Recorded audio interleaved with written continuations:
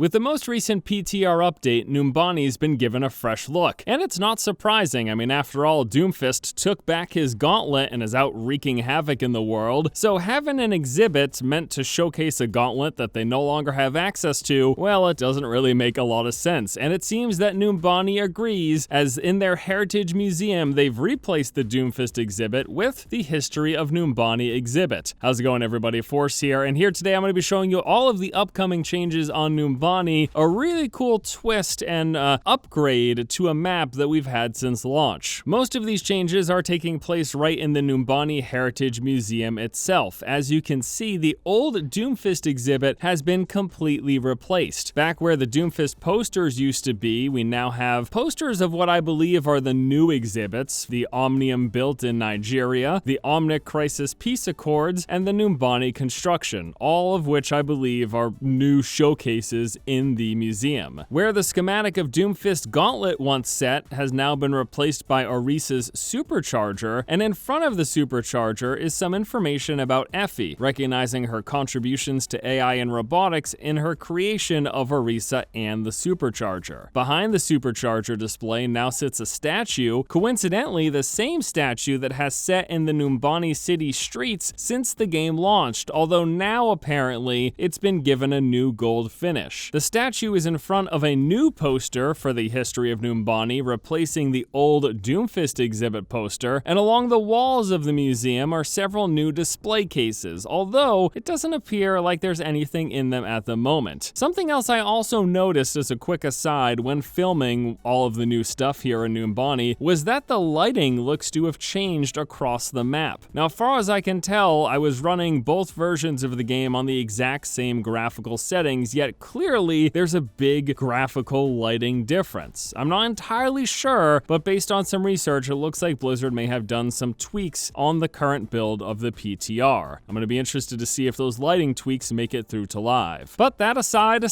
let's get back to the changes. As we exit the museum, we see that the halls are now filled with masks and vases, halls that were once before empty. And then just before leaving the museum, the rooms that once contained just a couple of benches now looks to be a museum info center with ticket dispensaries. And since the Doomfist exhibit is no more, all of the posters throughout the city of Numbani advertising it have been replaced with the new History of Numbani exhibit posters. And oddly enough, along with this, all of the Lucio in concert posters were also replaced with posters advertising the new exhibit. And then lastly, but certainly not least, maybe one of the most interesting changes is the payload. Back in the day, it was the case that the point of the Numbani map on attack was to bring the Doomfist Gauntlet to the museum, but now, since the Doomfist Gauntlet isn't there, what are we bringing? Nobody knows, but there is a new payload containing something inside that is our new objective. And interestingly enough, the Numbani airport, if you were curious, is still a disaster. For whatever reason, none of this has been cleaned, even though they've completely overhauled the rest of the city. I'm just going to assume whoever's in charge of cleaning this is probably getting their ass fired.